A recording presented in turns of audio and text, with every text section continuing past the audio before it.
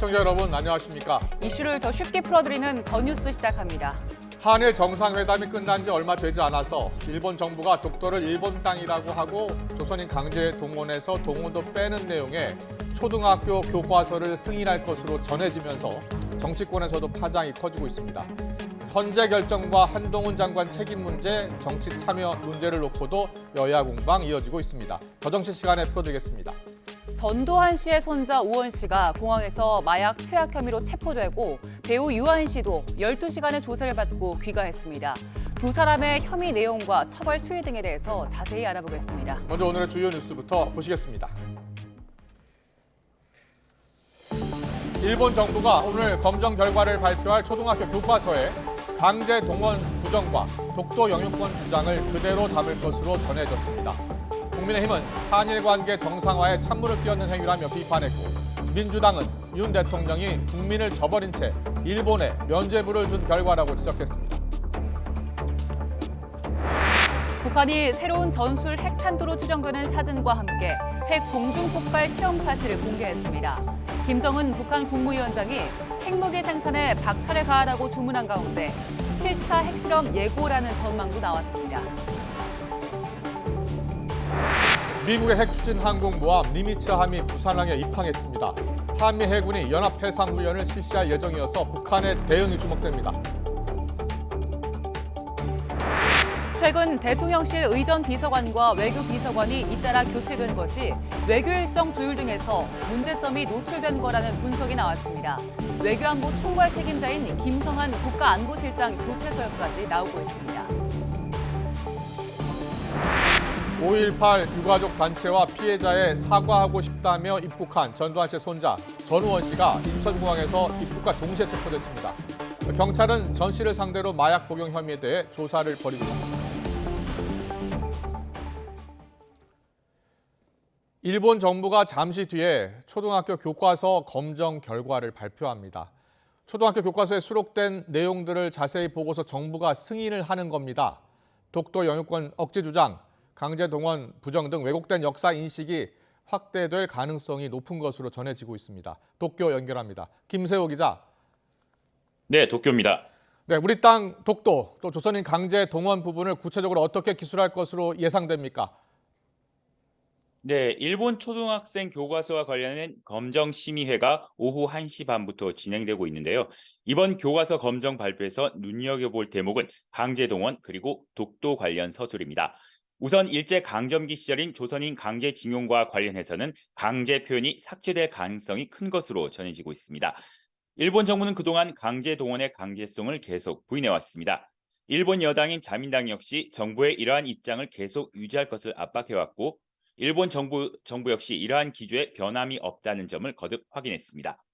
독도 영유권의 경우도 단순히 일본의 영토, 한국의 점과 같은 왜곡 표현을 넘어서서 일본의 고유 영토, 한국의 불법 점거 등 왜곡의 강도를 높인 표현을 더 많은 교과서에 채택할 것으로 전해졌습니다. 어린 학생들에게도 독도 영유권과 관련해 일찍부터 왜곡된 역사관을 주입시킨다는 점에서 우리 정부 당국은 이를 심각하게 바라보고 있습니다. 특히 초등학교 3, 4학년 교과서의 경우 지도상에 한해 독도를 일본의 영토 내로 표시해 왔는데 이번에는 직접 교과서 내에 서술할 가능성도 배제하지 않고 있습니다. 네, 일본 정부의 이 같은 왜곡된 역사 교과서 채택 강행 움직임에 대해서 우리 정부는 어떻게 대응할 생각입니까? 네, 우리 정부는 일단 내용을 지켜본 뒤 대응을 결정하겠다는 입장인데요. 한국 정부 고위 당국자는 오늘 발표되는 내용을 봐야 한다면서 일희일비할 사항은 아니라고 생각한다고 말했습니다. 그러면서 교과서 검정 결과 관련해 중대한 변화가 있다면 당연히 문제 제기를 해야 할 것이라며 지난 10여 년 동안 해온 입장이 나오는 것이라면 전례에 비춰 대응할 수밖에 없을 것이라고 말했습니다. 일본 교과서는 지난 2012년 2차 아베 신조 정권 출범 이후 10여 년 동안 일제 강제 동원을 희석화하고 독도 영유권 주장을 강화하는 방향으로 거듭 개정이 되어 왔습니다. 우리 정부는 일본의 교과서 검정 결과에서 독도 영유권 억지 주장, 과거사 왜곡 내용 등에 대응해 주한 일본 대사관 관계자를 초치해 강하게 항의해 왔습니다. 특히 이번 교과서 검정 결과 발표는 한일 양국이 강제동원 해법에 합의하고 이어진 한일 정상회담을 통해 관계 진전에 노력하는 가운데 이루어진 겁니다. 일본의 역사 인식에서 진전이 없다는 것이 재확인된다면 한일 관계와 여론에 악영향을 끼칠 수도 있다는 지적이 나오고 있습니다. 지금까지 도쿄에서 전해드렸습니다. 여야는 역사 왜곡을 담은 초등학교 교과서 승인을 앞두고 있는 일본 정부에 대해 한 목소리로 비판을 쏟아내고 있습니다. 국민의힘은 관계 정상화에 찬물을 끼얹는 일본에 정부가 강력히 항의해야 한다고 촉구했는데 민주당은 정상회담에서 면죄부를 준 정부의 책임이 크다고 날을 세웠습니다. 국회 연결합니다. 정현우 기자. 네, 국회입니다. 여야 모두 일본 정부의 초등학교 교과서 검정에 대한 비판의 메시지를 냈는데요. 온도차가 있죠? 네, 우선 국민의힘은 최근 한일 정상회담으로 관계 정상화의 물꼬가 터졌는데 일본이 여기에 찬물을 끼얹은 셈이라고 비판했습니다. 송원석 원내 수석 부대표는 한일 관계 발전에 도움이 전혀 안 되는 역사 왜곡을 강행하면 우리 정부가 강력한 항의의 뜻을 전해야 한다고 목소리를 높였습니다.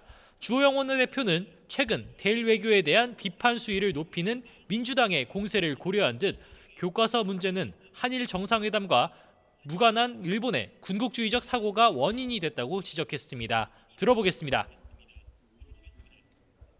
한일 정상회담의 결과라고 생각지는 않습니다. 일본이 옛날부터 가지고 있었던 거슬러 올라가면 군국주의적인 사고 이런 틀에서 못 벗어난. 반면 민주당은 윤석열 대통령이 국민 반대를 무릅쓰고 강제동원 제3자 배상안을 강행해 면죄부를 준 정부 탓이 크다고 화살을 돌렸습니다. 박홍근 원내대표는 대통령이라면 사과를 당당하게 요구하라며 대일 구려개교 진상규명을 위한 국정조사 요구서도 이번 주에 제출하겠다고 강조했습니다. 이재명 대표도 오늘 4.5 재보궐선거 지원 유세 연설에 나섰는데 여기서 일본이 독도를 자기 땅이라고 우기면 묵인하지 않고 박차고 나오는 게 대통령 아니냐며 윤석열 대통령을 직격했습니다. 들어보겠습니다. 독도가 일본 땅이다. 독도 교과서에 싣겠다고 하면 무슨 소리 하냐고 박차고 나와야 되는 게 대한민국 대통령 아닙니까? 묵인하더라. 이렇게 역사에 기록돼서는 안 되지 않습니까? 오늘 오전까지 진행된 김영도 헌법재판관 후보자 인사청문회에서는 검수완박법에 대한 헌재 결정을 둘러싼 여야 공방이 거셌죠. 네, 어제 한동훈 법무부 장관 출석 때와 같이 검찰 수사권을 축소하는 검수완박법 효력을 인정한 헌재 결정을 둘러싼 공방이 이어졌습니다. 여야 모두 검수완박법 입법 과정에 절차적 문제가 있어도 법 효력은 인정된다는 헌재 결정에 대해서 후보자 의견을 집중적으로 물었습니다. 먼저 국민의힘은 위장탈당이라는 민주당의 중대한 반칙에 대해 민변등 출신의 재판관들이 눈을 감고 비겁한 결정을 내렸다고 비판했습니다. 반면 민주당은 특정 모임 출신이 이러한 결정을 내렸다는 비판은 사법 신뢰를 흔들 뿐이라며 정부의 검수원복 시행령에 대한 위법성을 지적하면서 맞섰습니다. 양측의 질의 들어보겠습니다. 헌법 정신을 망각하고 자유민주주의 법치를 결국은 지키지 못한 그러한 비겁한 결정이라고 생각합니다. 다 특정 연구의 출신 편향적인 인사들로 헌재의 존재의 자체를 굉장히 훼손하는 그런 평가라고 생각하는데 이런 식의 평가는 뭐 합리적인 근거도 없을 뿐만 아니라 사법 신뢰에 굉장히 큰 피해를 입힌다고 생각을 합니다. 이러한 여야 공방 속 김 후보자는 검수완박 입법 과정에서 우려스러운 점이 있었다는 점은 의견을 밝히면서도 판결은 그 자체로 존중받아야 한다며 헌재 편향성 시비에는 선을 그었습니다. 마찬가지로 들어보겠습니다.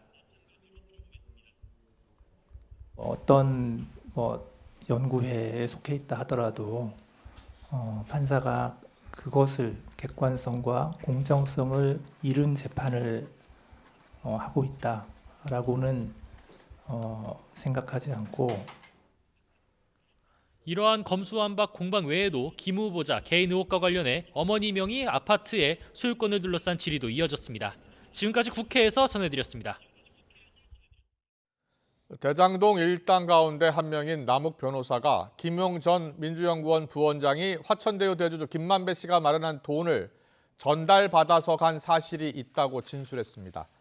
남 변호사는 오늘 서울중앙지방법원에서 열린 김 전 부원장의 불법 정치자금 사건 재판에 증인으로 출석해서 김 전 부원장은 지난 2021년 2월 4일 유원홀딩스 사무실을 찾아와 유동규 전 성남도시개발공사 기획본부장으로부터 돈이 든 쇼핑백을 받아간 일을 증언하면서 이같이 말했습니다. 남 변호사는 당시 그 돈은 자신이 마련한 정치자금이 아니었고 김 전 부원장이 돈을 전달받기 며칠 전 김만배 씨가 유 전 본부장에게 마련해준 현금 1억 원 가운데 일부로 안다고 설명했습니다. 이어 그 돈은 김 씨가 이 대표 측에게 주기로 한 428억 원 가운데 일부로 김 씨는 돈을 건네주면서 올해는 이걸로 끝이라는 말과 함께 더는 현금을 마련할 수 없다고 했다고 한 사실을 전해 들었다고 강조했습니다.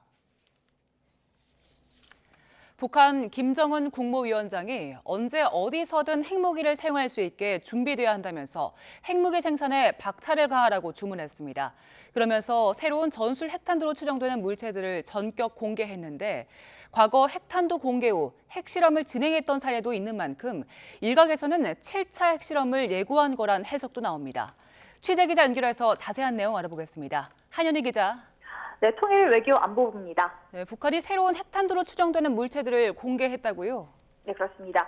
북한 매체들은 김정은 국무위원장이 어제 핵무기 병기화 사업을 지도했다며 관련 내용을 공개했습니다. 이 자리에서 김 위원장은 언제 어디서든 핵무기를 사용할 수 있게 완벽하게 준비돼야 한다면서 핵무기 보유량을 기하급수적으로 늘리기 위한 무기급 핵물질 생산 확대를 지시하고 또 핵무기 생산에 박차를 가할 것을 주문했는데요. 매체들은 그러면서 김 위원장이 현장 지도를 하는 사진을 공개했는데 이 사진에 새 전술 핵탄두로 보이는 물체들이 대거 등장했습니다. 김 위원장과 간부들이 몸체는 녹색, 앞부분은 붉은색으로 도색된 탄두 앞에서 대화를 나누는 사진이 노동신문 1면에 배치됐는데요. 이 탄두는 처음 공개된 건데 사진에는 김 위원장 뒤로 화산 31로 명명된 이 탄두가 초대형 방사포와 탄도미사일, 순항미사일 등 북한이 보유한 여러 미사일에 장착된 예시 그림도 포함이 됐습니다. 아울러 김 위원장과 간부들이 대량 생산된 이 새 탄두들의 앞을 걷는 모습도 공개됐는데 북한은 각 탄두에 모두 일련 번호를 적어두기도 한 모습이었습니다. 북한 매체들은 김 위원장이 새로운 전술 핵무기들의 기술적 재원과 구조작용 특성, 또 다른 무기 체계들과의 호환성 등에 대해서 구체적으로 파악했다고 전했는데요. 전문가들은 이 화산 31이 직경 500mm 미만으로 추정되고 초대형 방사포 등 다양한 무기 체계 탑재를 위해서 크기를 소형화하고 또 표준화한 것으로 보인다고 분석했습니다. 다만 합참은 이 핵능력이 전력화가 완료됐다고 보려면 실제와 동일한 환경에서 실험을 성공해야지 그 무기가 완성됐다고 볼 수 있는데 아직 확인된 게 없다고 설명했습니다. 또 실질적으로 그것이 무기로서 활용이 가능한지에 대해서도 평가를 진행하고 있다고 밝혔는데요. 지난 2016년과 2017년 북한이 핵탄두를 공개하고 이후 5, 6차 핵실험을 단행한 사례가 있었던 만큼 일각에서는 북한이 조만간 실험을 감행할 수 있다는 관측도 나오고 있습니다. 네, 북한이 국가 차원의 핵무기 관리 체계도 공개했네요. 네, 그렇습니다. 북한은 이와 함께 김정은 국무위원장이 국가 핵무기 종합관리체계 핵 방아쇠의 정보와 기술 상태를 점검했다고 전했습니다. 다종화된 핵무기들을 특정한 작전 상황에 대응해서 동시에 발사하는 통합 운용의 작전 개념과 체계, 또 프로그램이 있다는 걸 의도적으로 강조한 것이란 분석입니다. 무력 시위를 이어온 북한이 핵무기 역량을 내세워서 핵 위협 수위를 끌어올리고 있는 건데요. 북한은 또 어제 발사한 단거리 탄도미사일 2발과 관련해 핵 공중 폭발 타격 방식의 교육 시범 사격을 진행했다고 설명했고 이어서 또 지난 25일부터 어제까지 수중 전략 무기 체계, 그러니까 이 핵 어뢰 실험을 또 진행했다고 밝히기도 했습니다. 앞서 북한은 핵 어뢰가 최종 단계의 시험을 거쳤고 또 작전 배치가 결정됐다고 주장했지만 합동참모본부는 현재까지 한미의 분석과 전문가 의견을 종합해본 결과 그 주장이 과장되고 또 조작됐을 가능성에 무게를 두고 있고 또 아직 초기 단계에 있는 것으로 평가하고 있다고 밝힌 바 있습니다. 지금까지 통일 외교 안보부에서 전해드렸습니다. 떠다니는 군사기지로 불리는 미국의 핵추진 항공모함 니미츠함이 부산 작전기지에 입항했습니다. 미 항모의 방한은 지난해 9월 로널드 레이건함을 입항한 이후 6개월 만인데 한미동맹 70주년을 기념하고 동시에 핵 위협 수위를 높이고 있는 북한을 향한 경고라는 분석입니다. 미국 핵추진 항공모함 니미츠함을 포함한 한미일 3국이 해상훈련을 실시할 예정입니다. 크리스토퍼 스윈이 미 제11 항모강습단장은 오늘 니미츠함 선상 기자회견에서 부산에서 출항한 뒤 한미일 3자 훈련을 계획하고 있다고 밝혔습니다. 이어 일본과 같이 계속 훈련할 것이고 한국과도 같이 훈련할 것이며 이를 통해 상호 운용성을 키울 수 있다고 강조했습니다. 앞서 한미일은 지난해 9월과 10월에도 미국 핵추진 항공모함 로널드 레이건함과 함께 3국 훈련을 펼쳤습니다. 윤석열 대통령이 국무회의를 주재하고 이번에 처음으로 공개되는 북한 인권보고서 출간 사실을 알렸습니다. 다음 달 윤석열 대통령의 미국 국빈 방문이 다가오는 상황에서 김성한 국가안보실장 교체설이 불거져 화제입니다. 취재기자 연결합니다. 박서경 기자. 네, 용산 대통령실입니다. 네, 윤 대통령이 북한 인권보고서에 대해서 뭐라고 밝혔습니까? 네, 윤 대통령은 국무회의에서 정부가 이번에 북한 인권보고서를 처음으로 공개한다고 말했습니다. 북한 인권법이 제정된 지 7년이 넘었지만 아직 북한 인권재단이 출범하지 못하고 있고 지금에서야 북한 인권보고서가 출간되고 배포되는 거라고 설명했는데요. 이제라도 북한 인권법이 이행되고 처참한 인권 유린이 국제사회에 낱낱이 드러나야 한다고 강조했습니다. 들어보겠습니다. 북한 주민의 처참한 인권 유린의 실상이 국제사회에 낱낱이 드러나야 합니다. 통일부뿐만 아니라 교육부 등을 포함한 정부 각 부처는 이번 보고서 발간을 계기로 북한 인권 실상을 국내외에 널리 알리고 가르쳐야 합니다. 윤 대통령은 내년도 예산안 편성 방향도 밝혔습니다. 해야 할 일에는 과감히 투자하면서도 세금이 낭비되지 않도록 강력한 재정 혁신을 추진해 건정 재정 기조를 견지하겠다고 말했는데요. 회계와 자금 집행이 불투명한 단체에 지급되는 보조금, 인기에 영합한 현금 살포, 사용처가 불투명한 보조금 지급 등 부당한 재정 누수 요인을 틀어막고 복지 전달 체계를 효율화해야 한다고 했습니다. 또 긴밀한 당정 협의도 강조했습니다. 윤 대통령은 법률안과 예산안을 수반하지 않는 정책도 긴밀한 당정 협의로 정책 입안 단계부터 여론이 충분히 반영되도록 해야 한다고 했습니다. 그러면서 당은 내각과 달리 선거를 치르는 조직이라 여론에 민감하고 국민 여론을 다양하게 흡수할 수 있다고 부연했습니다.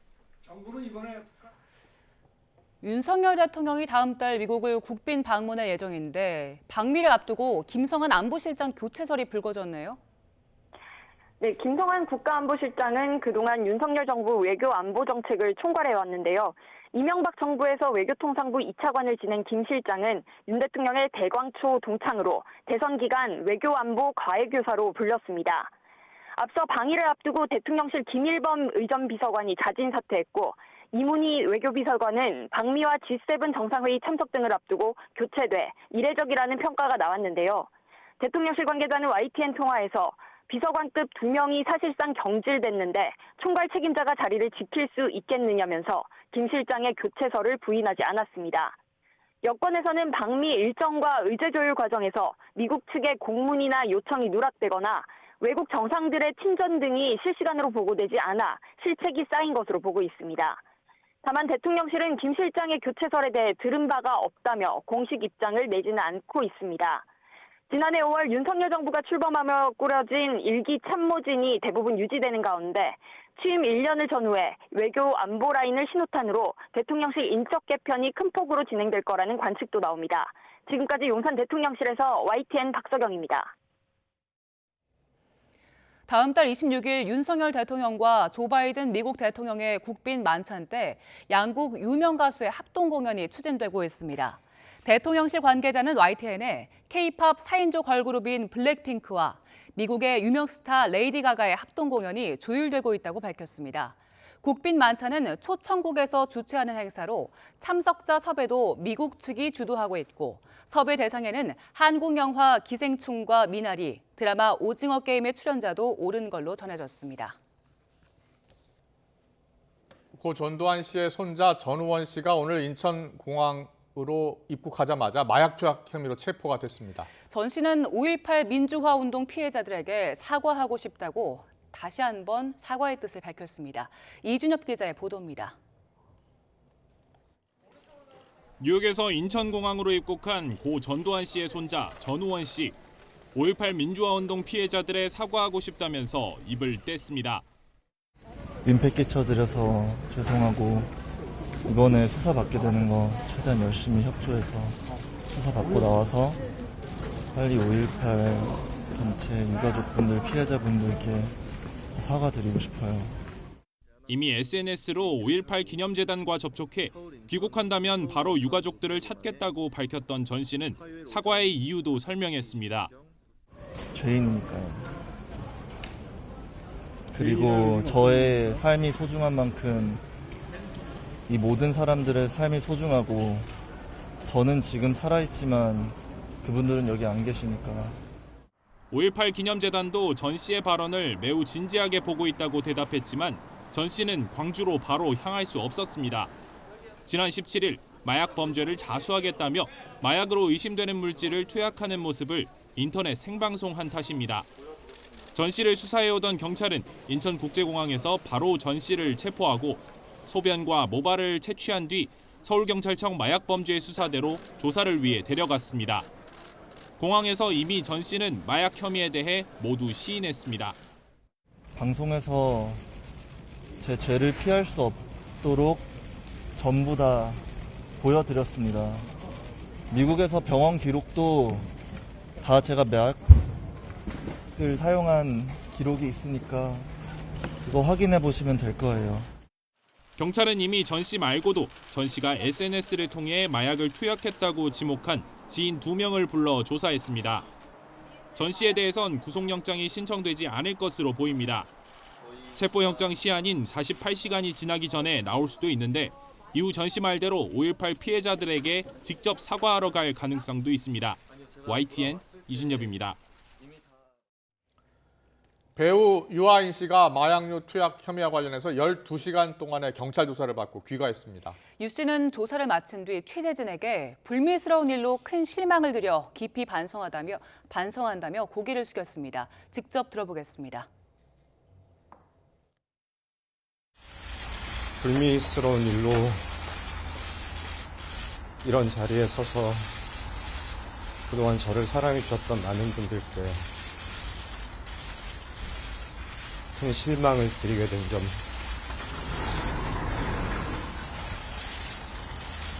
깊이 반성합니다. 죄송합니다. 저의 일탈 행위들이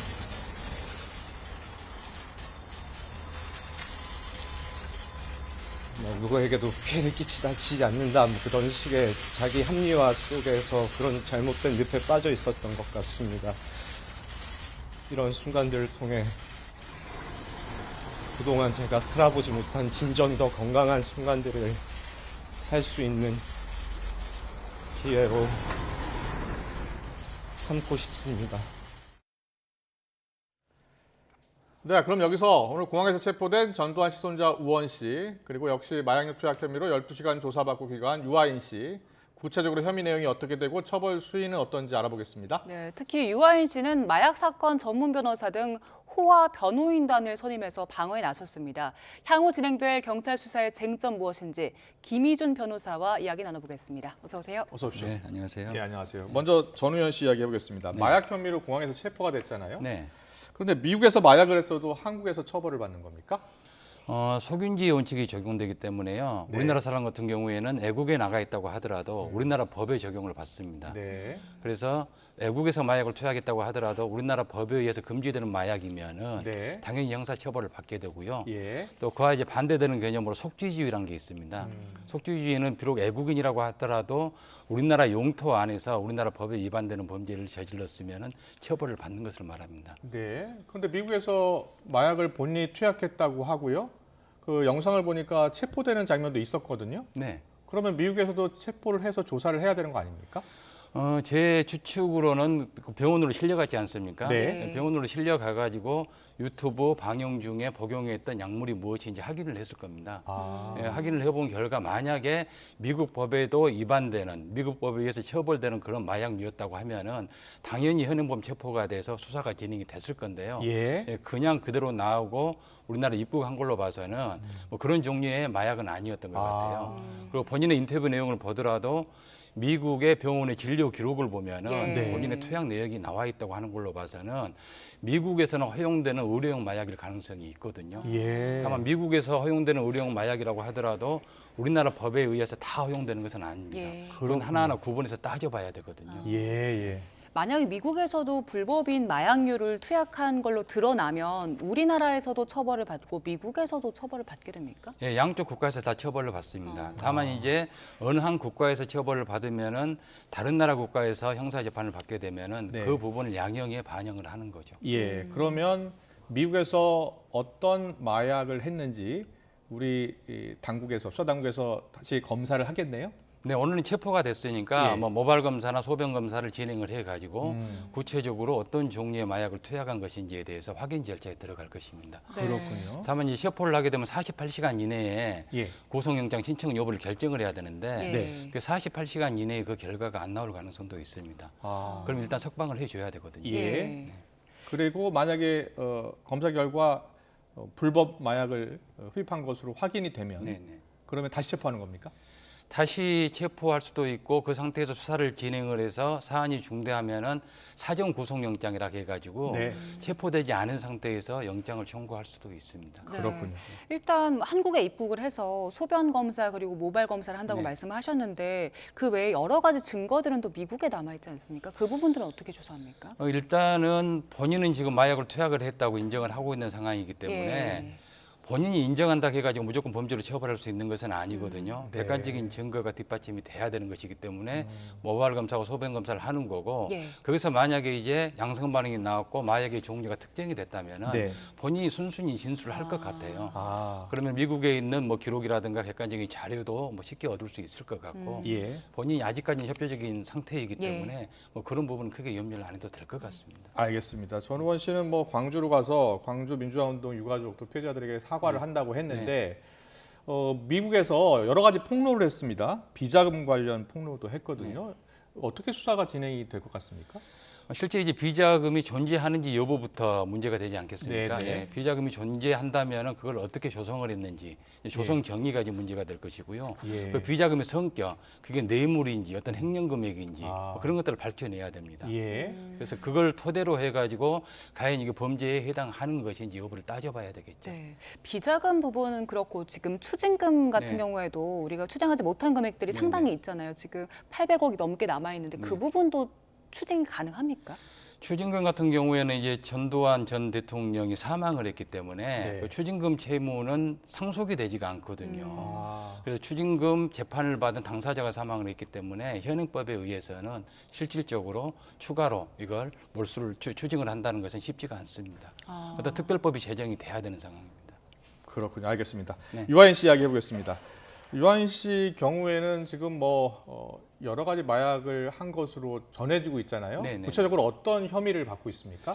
지금 뭐 언론 보도상으로는 4가지 종류의 마약을 투약한 것으로 그렇게 되고 있습니다. 뭐 대마하고 케타민하고 프로포폴, 코카인.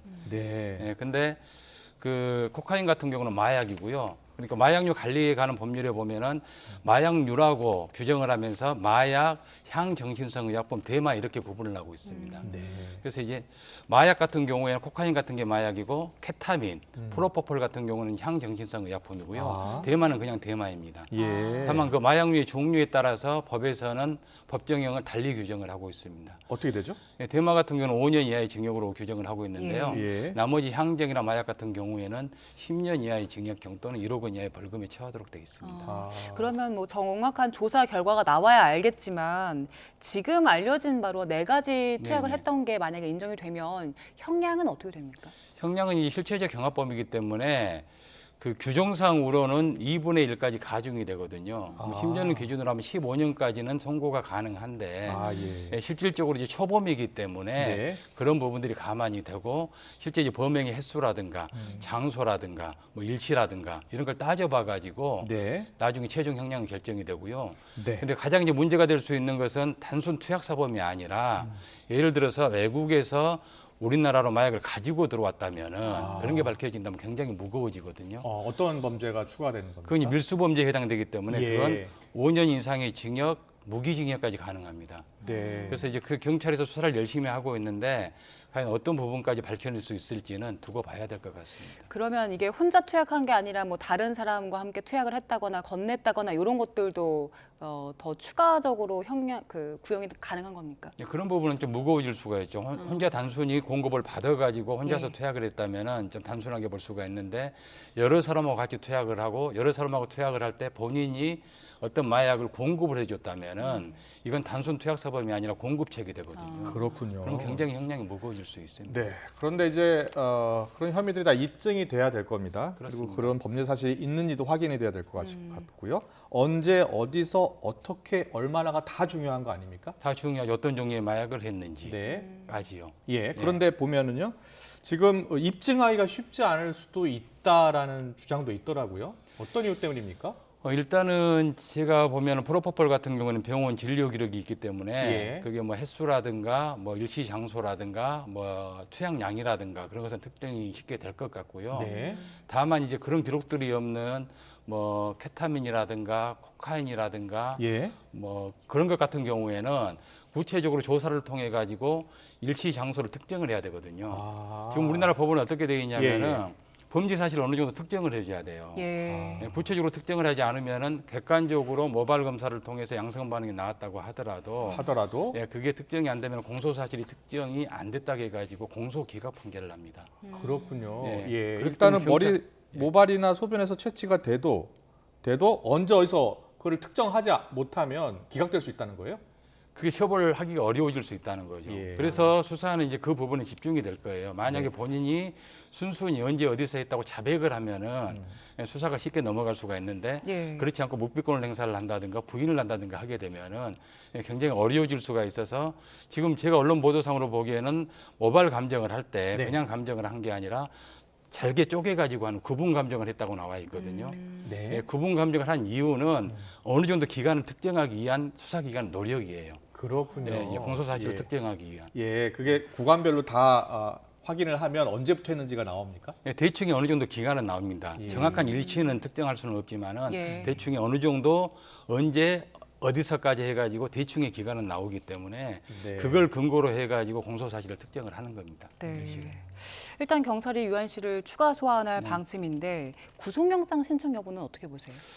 구속영장 신청 가능성은 그다지 뭐 높다고 보여지진 않고요. 그 이유는 초범이기 때문에 물론 이건 단순 뭐 투약사범인 경우로 한정한 경우입니다. 근데 제가 아까 말씀드렸다시피 어떤 공급을 했다든지 아니면 해외에서 우리나라로 가지고 들어왔다든지 하면은 당연히 뭐 구속영장 신청을 할 겁니다. 추가 증거를 좀 확보해야 되는데 실제로 용산구 집을 비롯해서 여러 곳에 압수수색이 너무 늦었다는 비판이 나오고 있어요.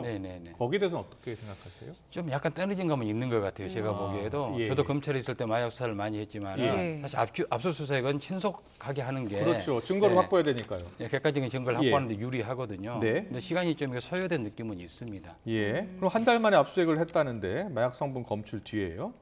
이게 실효성이 있는 겁니까? 한 달 뒤에 있으면 다 없을 수 있는 거 아닙니까? 실효성이 반드시 뭐 없다고 볼 수도 없고요. 원래 이제 범죄 수사라는 게 나중에 늦게 압수수색을 나간다고 하더라도 본인들은 대비를 한다고 하는데 이게 완벽하게 대비가 안 된 경우가 많아요. 그래서 그런 이제 효과는 있을 수가 있는데 아무튼 늦은 감은 좀 있습니다. 유한 씨 변호인단도 관심이에요. 지금 변호인 보니까 과거에 여배우들 마약 투약 혐의를 수사했던 검사들도 있었고요. 뭐 굉장히 큰 로펌들의 변호사들을 선임했는데 이 변호사들 몇 년도 좀 설명을 해주시죠. 지금 언론 보도상으로 나온 것을 보면은 예. 주로 이제 검사 출신들이고요. 예. 예, 검찰에 재직을 할 때 마약 수사를 많이 했던 이게 변호인으로 이게 보여집니다. 네. 그래서 이제 유아인 씨 같은 경우도 아무래도 마약 사건이다 보니까 이제 마약 사건의 전문성이 있는 변호인을 찾아간 것 같고요. 네. 지금 현재는 수사 단계이기 때문에 예. 수사 단계에 포커스를 맞춰서 검사 출신 변호사를 선임을 한 것 같아요. 네. 제 추측으로는 예. 향후에 이제 법원으로 기소가 되게 되면은 예. 다시 변호인단을 바꿀 것 같습니다. 그러면 그때는 법원 출신으로. 네, 법원 출신의 변호사로 변경할 가능성이 상당히 높고요. 그렇군요. 네. 이 호화 변호인단을 쓰면 여러 가지 유리한 판결 결과가 나올 가능성이 커지는 거 맞습니까? 그건 사실 이제 호화 변호인들의 어떤 영향력이 있다고 보기보다는요. 네. 아무래도 이제 그쪽 분야의 수사를 많이 했고 그쪽 분야의 변론을 많이 했기 때문에 예. 그 사건에 대한 핵심 쟁점들, 그 쟁점에 따라서 어떤 방식으로 변론을 하는 게 의뢰인한테 가장 유리한지에 대해서는 네. 아무래도 그런 경험이 없는 사람보다는 예. 더 나은 거죠. 네. 예.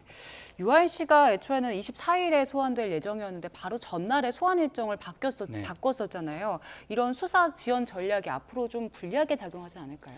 그건 유리하게 작용하지는 않을 겁니다. 왜냐하면은 마약 수사 같은 경우는 수사 협조가 되게 중요하거든요. 그리고 법원에서도 굉장히 중요한 양형 사유로 삼습니다. 예. 수사 협조를 적극적으로 했으면은 긍정적인 양형 요소로 보는 거고 그다지 협조하지 않았으면 굉장히 불리하게 적용을 하거든요. 근데 소환과 일시부터 이게 자꾸 뒤로 미루고 하게 되면은 수사를 회피하는 모습으로 보여질 수도 있기 때문에 그다지 유리하게 작용하지는 않을 것 같습니다. 네. 향후에 어떻게 대응할지는 봐야 되겠죠. 앞으로도 계속 그런 식으로 뭐 대응을 할지는. 네, 알겠습니다. 마약 수사도 직접 한번 해보셨다고 하셨잖아요. 마약 수사 많이 해봤죠. 그렇습니까? 예. 그러면요, 이 마약 범죄가 재범률이 높다고 하잖아요. 네. 재범률이 어느 정도 되고요? 그리고 이게 치료가 가능한 겁니까? 어떻습니까? 이제 많은 다양한 범죄들이 있잖아요. 예. 근데 재범률이 가장 높은 범죄가 마약 범죄입니다. 지금 통계상으로는 뭐 36, 7% 그렇게 나오는데 네. 마약 범죄의 재범률이 예. 그런다고 해서 나머지 60%가 재범을 하지 않았다는 그런 의미는 아니고요. 다만 적발되지 않았을 가능성이 높고요. 네. 예, 마약이라는 것은 한 번만 투약을 해도 굉장히 중독되기가 쉽습니다. 그게 뇌 속에 있는 그 보상 체계, 도파민을 분비하는 보상 체계 자체가 무너지기 때문인데 그걸 처음부터 잘못 시작해가지고 손을 대게 되면은 결국 뇌 질환으로까지 발전을 하거든요. 네. 그래서 마약이 일단 손을 댔다고 하면은 적극적인 치료 제한이 낫지 않으면은 계속 반복적으로 범죄를 저지를 가능성이 높습니다. 네, 알겠습니다. 마약은 절대 일단 처음에 손을 대지 않는 게 가장 중요한 것 같아요. 그러니까 마약입니다. 예, 손을 대지 알겠습니다. 말아야 되기 때문에 마약인 거예요. 예, 그렇군요. 알겠습니다. 여기까지 듣겠습니다. 지금까지 김희준 변호사와 함께 알아봤습니다. 잘 들었습니다. 네.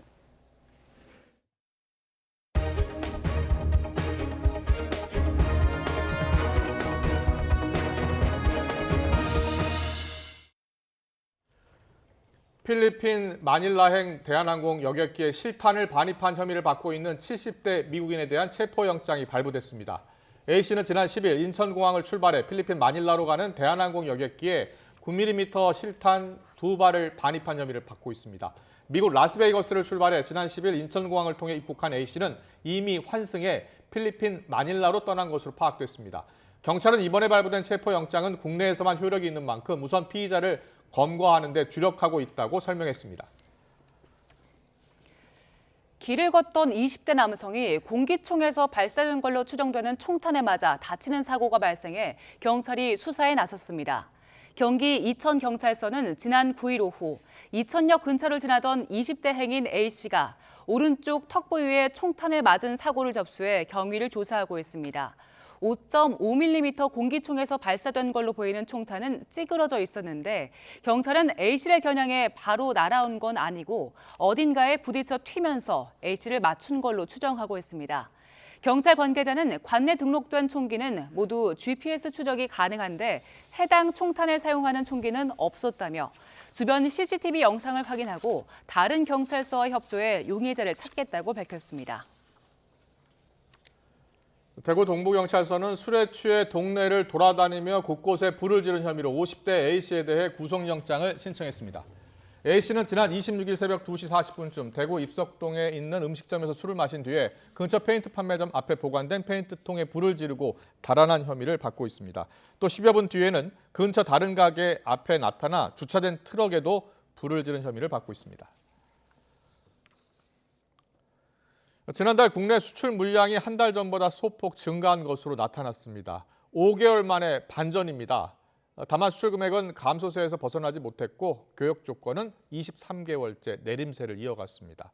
조태현 기자의 보도입니다. 올해 들어서도 우리 경제의 밥줄이나 다름없는 수출은 부진의 늪에서 쉽사리 빠져나오지 못하고 있습니다. 그나마 지난달엔 수출 물량이 5달 만에 반등에 성공했습니다. 반도체 부진은 이어졌지만 석탄과 석유 제품, 운송 장비 등이 선전했습니다. 한 달 전보다 1.1% 소폭 상승했습니다.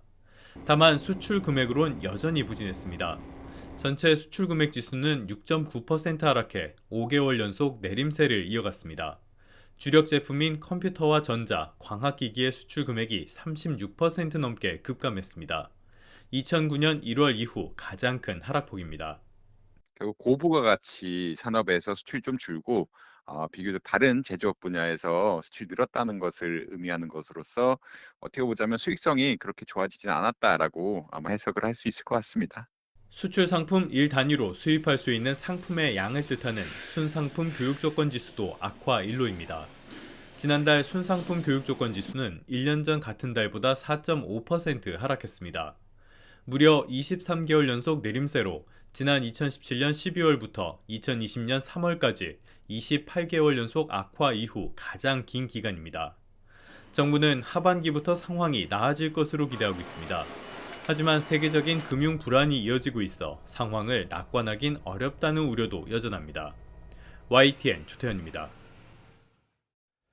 이정식 고용노동부 장관이 경제를 향해 근로 시간을 줄이기 위해 노력해달라고 당부했습니다. 이정식 장관은 경제 5단체 부회장들과 만나서 근로시간 개편안이 현장에서 실제로 작동하려면 정부의 노력만으로는 한계가 있다면서 이같이 말했습니다.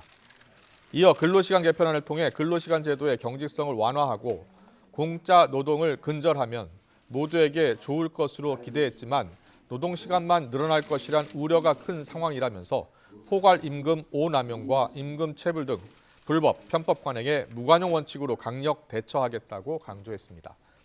이와 관련해서 한국경영자총협회 이동근 부회장은 경제계도 우리나라가 OECD 평균보다 장시간 근로를 하는 만큼 근로 시간을 줄여야 한다는 데 공감한다면서 휴가 활성화와 노동 생산성을 높이기 위해 노사의 다각적 노력이 필요하다고 답했습니다.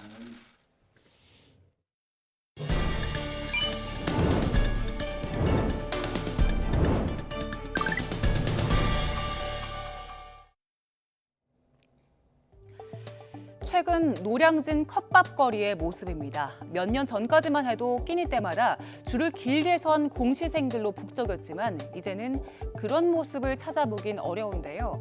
10여 년 전만 해도 신의 직장으로 불렸던 공무원의 인기가 시들해졌기 때문입니다. 이 같은 상황은 통계를 보면 더 분명하게 드러납니다. 지난 2009년만 해도 근무하고 싶은 직장 1위였던 국가기관, 그러니까 공무원 직장이 지난 2021년에는 3위로 떨어졌습니다. 공무원 시험 경쟁률에서도 취업자들의 선호도를 알 수 있습니다. 올해 9급 공무원 시험 경쟁률은 22.8대 1을 기록했는데요. 지난 2011년에는 경쟁률이 93.3대 1이었던 것과 비교하면 4분의 1에 불과한 겁니다. 9급부터 5급까지 공무원 시험 경쟁률은 모두 떨어지는 추세입니다. 한때 꿈의 직장으로 불리던 행정고시와 기술고시 같은 5급 공무원 시험의 경쟁률도 마찬가지입니다. 공무원이 되고 싶은 사람은 줄어드는데 나가려는 사람은 많아지고 있습니다. 지난해 11월부터 올해 1월까지 공무원 6천 명을 대상으로 물어봤더니 응답자의 45.2%가 기회가 된다면 이직할 의향이 있다고 답했습니다. 이직을 원하는 공무원은 지난 2017년부터 꾸준히 증가하는 추세입니다. 이직을 원하는 이유로 낮은 보수를 꼽은 사람이 가장 많았는데요. 박봉으로는 먹고 살기가 힘들다는 겁니다. 공무원 임금은 어느 정도 수준일까요? 올해 기준 9급 초임 공무원의 기본급은 177만 원에 불과합니다. 여기에 각종 수당을 더해야 230만 원 남짓되는데요. 7급 초임 공무원의 월 평균 보수도 259만 원. 여기서 수당을 빼면 기본급 196만 원으로 200만 원이 채 안 됩니다. 공무원 경쟁률이 낮아지는 데는 요즘 젊은 세대의 가치관도 영향을 미쳤습니다. 성장 가능성을 중요하게 여기는 청년들은 평생 직장이 주는 안정감보다는 도전하면서 성취하려는 욕구가 더 큰데요. 또 자유로운 소통을 선호하다 보니 권위주의적인 공무원 조직 문화가 젊은 세대의 진입을 가로막는다는 분석이 나옵니다. 정부도 이런 상황을 심각하게 보고 대책 마련에 나섰습니다. 인사혁신처는 올해 9급 1호봉을 기준으로 기본급을 5%로 올리면서 처우 개선에 나선다는 계획인데요. 또 능력에 따른 승진과 성과급 정책을 도입하고 유연한 조직 문화를 만들겠다고 밝혔습니다. 발길을 돌린 청년들이 다시 돌아올지는 지켜봐야 할 것 같습니다. 네, 올봄에 이른 고온 현상으로 벚꽃이요. 평년보다 2주, 그러니까 14일이나 일찍 폈습니다. 때문에 개나리, 진달래와 벚꽃이 동시에 만발하는 모습이 됐는데요.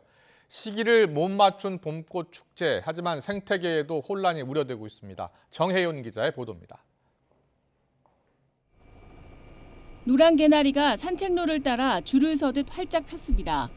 그 옆에는 탐스럽게 꽃망울을 터뜨린 하얀 매화가 선을 보이고 화려한 벚꽃과 작고 노란 산수유도 함께 펴 봄을 반깁니다. 순서대로 펴야 할 봄꽃이 초봄 고온 현상에 시기를 착각하고 동시에 개화한 겁니다. 특히 서울의 벚꽃은 2021년에 이어 역대 두 번째로 빠른 개화를 기록했습니다. 보통 봄꽃은 개나리와 진달래, 벚꽃의 순서로 피는데 올해는 3월 기온이 예년보다 3.9도가 높고 맑은 날이 지속되며 일조량도 많아 서울 벚꽃 개화일이 예년보다 14일가량 빨랐습니다. 이렇다 보니 코로나 이후 4년 만에 오프라인 벚꽃 축제를 준비하던 지방자치단체는 혼란을 겪고 있습니다. 축제가 대부분 4월 상순으로 예정돼 있는데 그 시기에는 벚꽃이 절정기를 지나거나 져버릴 가능성이 크기 때문입니다.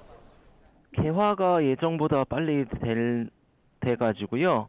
저희도 우선은 이번 금요일부터 질서 유지를 위해서 주차라든지 도로라든지 이렇게 관련된 관계부서 직원들이 근무를 시작하기로 했습니다.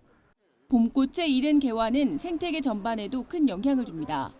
곤충이 먹을 꽃가루가 없어지고 식물도 수정이 어려워지기 때문입니다.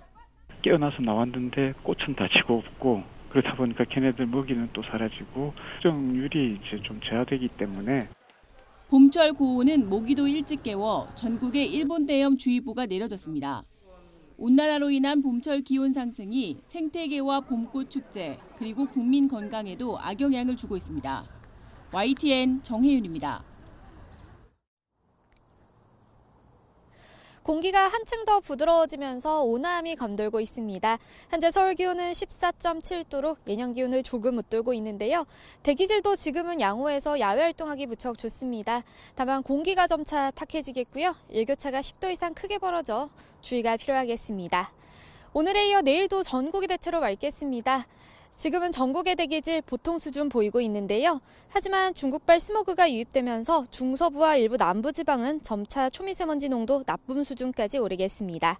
남은 한 주도 대체로 공기가 답답할 것으로 보이니까요. 호흡기가 약하신 분들은 참고하시고 대비하시는 게 좋겠습니다. 내일도 종일 예년 기온을 웃돌며 온화하겠습니다. 내일 아침 서울 6도, 대전 3도, 광주 5도가 예상됩니다. 내일 낮 기온은 대부분 20도 안팎까지 오르겠습니다. 서울 19도, 대전 22도, 대구 21도로 오늘보다 1에서 5도가량 높겠습니다. 당분간 내륙은 맑고 건조한 날씨가 이어지겠고요. 기온은 갈수록 오름세를 보이겠습니다. 주말에는 서울 낮 기온이 24도까지 올라 봄 기온이 한층 더 짙어질 전망입니다. 맑은 날씨 속에 건조특보는 또 한 차례 확대했습니다. 서울 등 중부지방에 이어 광주와 대구 등 일부 남부지방에도 건조주의보가 내려졌으니까요. 불씨관리 철저히 해주시기 바랍니다. 지금까지 YTN 원희다입니다. 한일 정상회담이 끝난 지 얼마 되지 않아서 일본 정부가 독도를 일본 땅이라고 하고 조선인 강제 동원해서 이 동원도 빼는 내용의 초등학교 교과서를 승인할 것으로 전해지면서 정치권에서도 파장이 커지고 있습니다. 헌재 결정과 한동훈 장관 책임 문제를 놓고 여야 공방은 오늘도 이어지고 있습니다. 잠시 뒤 더 정치 시간에 풀어드리겠습니다.